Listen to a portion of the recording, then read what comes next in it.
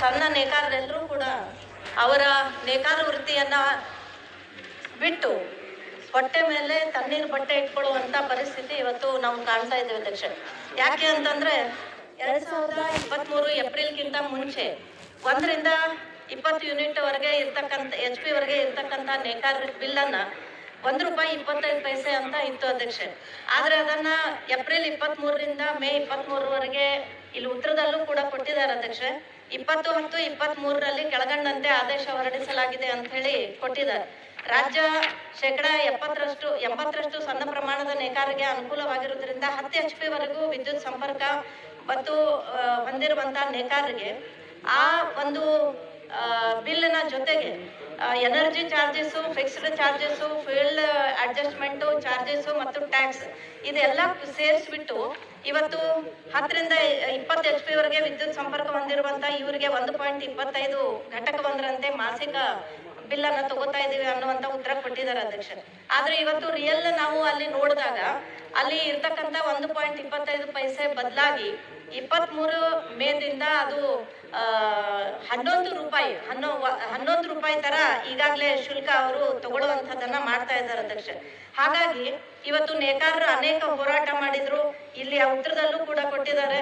ಯಾಕಂದ್ರೆ ನೇಕಾರರು ವಿದ್ಯುತ್ ಸಹಾಯಧನ ಬದಲಾವಣೆ ಮಾಡಿ ಈ ಹಿಂದೆ ಇದ್ದಂತೆ ಸರ್ಕಾರದ ಆದೇಶ ಹೊರಡಿಸಲು ನಿರಂತರ ಒತ್ತಾಯಿಸಿದ ಹಿನ್ನೆಲೆಯಲ್ಲಿ ಸರ್ಕಾರ ನೇಕಾರರ ಸಮಸ್ಯೆಯನ್ನು ಮನಗಂಡು ಸರ್ಕಾರದ 25/9/24ರಲ್ಲಿ 10.1 HP ಇಂದ 20 HP ವರೆಗೆ ವಿದ್ಯುತ್ ಸಂಪರ್ಕ ಹೊಂದಿರುವ ಮತ್ತು ಪಡೆದ ಮಗ್ಗ ಮತ್ತು ಮಗ್ಗಪೂರ್ವಕ ಘಟಕಗಳಿಗೆ ಒಟ್ಟು ಯೂನಿಟ್ಗಳಿಗೆ ಪ್ರತಿ ಯೂನಿಟ್ಗೆ 1.25ರಂತೆ ಶುಲ್ಕವನ್ನು ಎಲ್ಲಾ ಚಾರ್ಜಸ್ ಭರಿಸಿ ಈ ಘಟಕದವರೇ ಭರಿಸಬೇಕು ಅಂತ ಹೇಳಿ ಆದೇಶ ಮಾಡಲಾಗಿದೆ ಅನ್ನುವಂಥದ್ದನ್ನ ಹೇಳಿದ್ದಾರೆ ಅಧ್ಯಕ್ಷ.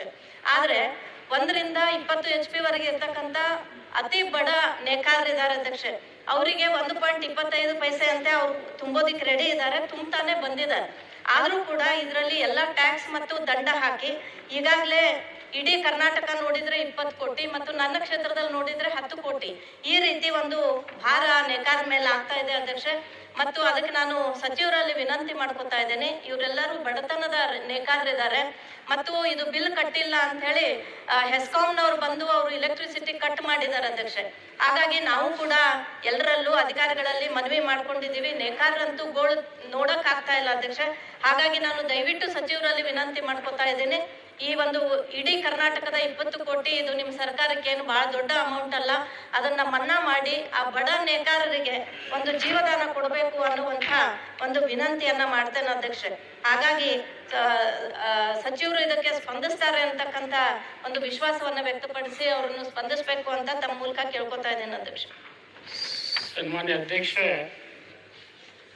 ಚುನಾವಣೆಗಿಂತಲೂ ಪೂರ್ವದಲ್ಲಿ ಮಾನ್ಯ ಮುಖ್ಯಮಂತ್ರಿಗಳು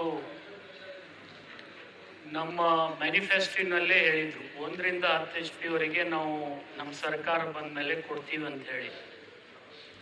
ಆದ್ರೆ ಆ ಕೊಡ್ತಕ್ಕಂಥ ಆದೇಶ ಏನಾಗಿದೆ, ನವೆಂಬರ್ನಲ್ಲಿ ಆದೇಶ ಆಗಿದೆ.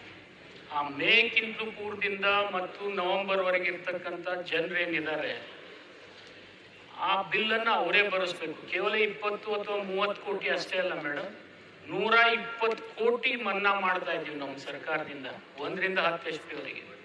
ಪುನಃ 1 ರಿಂದ 10 HP ಆದ್ಮೇಲೆ 10 ರಿಂದ 20 HP ಅವರು ಕೂಡ ಬಂದ್ರು, ಅವ್ರಿಗೂ ಕೂಡ ನಾವು ₹1.25 ಮಾತ್ರ ಚಾರ್ಜ್ ಮಾಡ್ತಾ ಇದ್ದೀವಿ. ಸೊ ನಿಮ್ಮ ತಿಳುವಳಿಕೆ ಪ್ರಕಾರ 10 ರಿಂದ 20 ಕೋಟಿ ಅಲ್ಲ, 120 ಕೋಟಿ ಸರ್ಕಾರಕ್ಕೆ ಹೊರೆ ಆಗ್ತಾ ಇದ್ರು ಕೂಡ ಇದನ್ನು ಭರಣಾ ಮಾಡಿ ನಾವು ಕೊಡ್ತಾ ಇದ್ದೀವಿ ಅಧ್ಯಕ್ಷ. ಅವ್ರ ಮೇನ್ ಪ್ರಶ್ನೆ ಏನಂದ್ರೆ, ನಮ್ಮ ಸರ್ಕಾರ ಬರೋಕ್ಕಿಂತ ಪೂರ್ವದಲ್ಲಿ ಮತ್ತು ಬಂದ ಮೇಲೆ 6-7 ತಿಂಗಳು ಏನಿದೆ ಆ ಹಣವನ್ನ ನೇಕಾರೇ ಭರಿಸ್ಬೇಕು ಅಂತಕ್ಕಂಥದ್ದು ಆದೇಶದಲ್ಲಿದೆ. ಅದಕ್ಕೆ ಅದನ್ನ ವಸೂಲಿ ಮಾಡ್ತಾ ಇದ್ದಾರೆ. ಅದನ್ನ ಮಾಡಬೇಡಿ ಅಂತೇಳಿ ಸಿದ್ದು ಸೌದಿ ಅವರು ಕೂಡ ಬಂದಿದ್ರು. ಅದನ್ನ ನನ್ನ ಕಡೆ ಕಷ್ಟ. ಅದು ಸರ್ಕಾರದ ಆದೇಶ ಏನಿರ್ತದೆ ಪ್ರಾಸ್ಪೆಕ್ಟಿವ್ ಆಗ್ತದೆ, ರೆಟ್ರೋಸ್ಪೆಕ್ಟಿವ್ ಆಗೋದಿಲ್ಲ. ಹಿಂದಿನಿಂದ ಎಲ್ಲ ಸೇರಿಸಿ ಮಾಡೋಕ್ಕಾಗಲ್ಲ. ಯಾವ ದೇಶದಿಂದ ಯಾವ ತಾರೀಕಿನಿಂದ ಆದೇಶ ಮಾಡಿರ್ತೀವೋ ಅಲ್ಲಿಂದ ಮಾತ್ರ ಅದು ಜಾರಿಗೆ ಬರ್ತದೆ. ಆ ಹಿನ್ನೆಲೆಯಲ್ಲಿ ಇದು ಕಷ್ಟ ಆಗ್ತದೆ ಹಿಂದಿಂದ ನನಗೆ ಮನ್ನಾ ಮಾಡಿಸೋದು. ಆದ್ರೂ ಕೂಡ ನೀವೇನಾದ್ರೂ ಮನವಿ ಕೊಟ್ಟಿದ್ದು, ನೀವು ಮನವಿ ಮಾಡ್ತಾ ಇದ್ದೀರಿ, ಅದನ್ನ ಪರಿಶೀಲನೆ ಮಾಡಿ ಅಂತ ಹೇಳಿ ಖಂಡಿತ ನಾನು ಪರಿಶೀಲನೆ. ಸನ್ಮಾನ್ಯ ಅಧ್ಯಕ್ಷ, ಈಗಾಗಲೇ 120 ಕೋಟಿಗಿಂತ ಜಾಸ್ತಿ ಮನ್ನಾ ಮಾಡ್ತಾ ಇದೀವಿ ಅಂತಕ್ಕಂಥದ್ದು ಹೇಳಿದ್ರು. ಅದನ್ನು ಸ್ವಾಗತ ಮಾಡ್ತೀವಿ. ಆದಷ್ಟು ಬೇಗ ಮಾಡ್ರಿ ಅಂತ ಕೇಳ್ಕೊತಾ ಇದ್ರಿ ಅಧ್ಯಕ್ಷ. ಆದ್ರೆ ಇವತ್ತು ನಮ್ಮ ನೇಕಾರರೆಲ್ಲರೂ ಕೂಡ ₹1.25 ರೆಗ್ಯುಲರ್ ಆಗಿ ಕಟ್ತಾ ಬಂದಿದ್ದಾರೆ. ನಡುಗಡೆ ಏನು ಒಂದು 7-8 ತಿಂಗಳು ಡಿಲೇ ಆಗಿತ್ತು. ಅದರಿಂದ ಇವತ್ತು ಅವ್ರ ಲೈಟ್ ಕನೆಕ್ಷನ್ ಕಿತ್ತಿರೋದ್ರಿಂದ ಅವ್ರ ಜೀವಕ್ಕೆ ಎಷ್ಟು ಅಪಾಯ ಆಗ್ತಾ ಇದೆ. ಇವತ್ತು ಸುಸೈಡ್ ಮಾಡ್ಕೊಳ್ಳುವಂತ ಪರಿಸ್ಥಿತಿ ಆ ನೇಕಾರರದಿದೆ ಅಧ್ಯಕ್ಷ. ದಯವಿಟ್ಟು ನೀವು ದೊಡ್ಡ ಮನಸ್ಸು ಮಾಡಿ ಅದನ್ನು ಕೂಡ ಆ ಹೊರೆನೂ ನೀವು ತಗೊಂಡು ಸರ್ಕಾರ ಅದನ್ನ ಮನ್ನಾ ಮಾಡಿದ್ರೆ ನಮ್ಮ ರಾಜ್ಯದ ಎಲ್ಲಾ ನೇಕಾರರು ಕೂಡ ನಿಮ್ಗೆ ಅಭಿನಂದನೆ ಸಲ್ಲಿಸ್ತಾರೆ. ಸಿದ್ದು ಅನ್ನೋರ್ಗೂ ಈ ಪ್ರಾಬ್ಲಮ್ ಗೊತ್ತು. ಹಾಗಾಗಿ ನಾವು ಕೇಳ್ಕೊಳ್ಳೋದೇನು ಅಂತಂದ್ರೆ ಅದನ್ನು ಕೂಡ ಕನ್ಸಿಡರ್ ಮಾಡ್ರಿ ಅಂತ ಕೇಳ್ಕೊತೇವೆ. ಜಗಳಕ್ಕೆ ನಿಂತು ಬಿಡ್ತಾರೆ,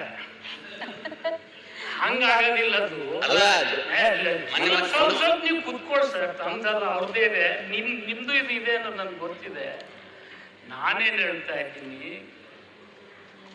ಯಾವುದೇ ಆದೇಶ ಆದ್ರೆ ಅವತ್ತಿನಿಂದ ಮಾತ್ರ ಆಗ್ತದೆ. ಅದು ಹಿಂದಿನ ನಾವು ಮಾಡಕ್ ಆಗೋದಿಲ್ಲ. ಅದನ್ನೇ ಅವ್ರದ್ದು ವಾದ ಇದೆ. ಅದು 7 ತಿಂಗಳ ಗ್ಯಾಪ್ ಏನಿದೆ ಅದನ್ನ ದಂಡ ಮತ್ತು ಕೊಡಬೇಕಾದಂತ ಪಾವತಿ ಬಿಲ್ಲು ಕೂಡ ಸೇರಿಸಿ ವಸೂಲಿ ಮಾಡ್ತಾ ಇದ್ದಾರೆ ಅಂತೇಳಿ. ಆದ್ರೆ ಅರ್ಧದಷ್ಟು ಜನ ಈಗಾಗಲೇ ತುಂಬಿಟ್ಟಿದ್ದಾರೆ. ಅದು ಸಿದ್ದುವರೆಗೂ ಗೊತ್ತಿದೆ, ತುಂಬಿಟ್ಟಿದ್ದಾರೆ. ಕೆಲವೊಬ್ರು ಮಾತ್ರ ತುಂಬಿಲ್ಲ. ಆದ್ರೂ ಕೂಡ ನಾನೇನ್ ಹೇಳ್ತಾ ಇದ್ದೀನಿ, ನಾವು ಇನ್ನೊಮ್ಮೆ ಸೇರಿ ಮುಖ್ಯಮಂತ್ರಿಗಳಿಗೆ ಹೋಗ್ಬೇಕಾದ್ರೆ ಒತ್ತಾಯ ಮಾಡೋಣ. ಯಾಕಂದ್ರೆ ಆರ್ಥಿಕ ಇಲಾಖೆ ಅವ್ರು ನಿರ್ವಹಣೆ ಮಾಡ್ತಾರೆ, ನಾನ್ ಜವಾಬ್ದಾರಿ ತಗೊಳಕ್ ಬರೋದಿಲ್ಲ. ಖಂಡಿತ ನಾನು ಪ್ರಯತ್ನ ಮಾಡ್ತೀನಿ.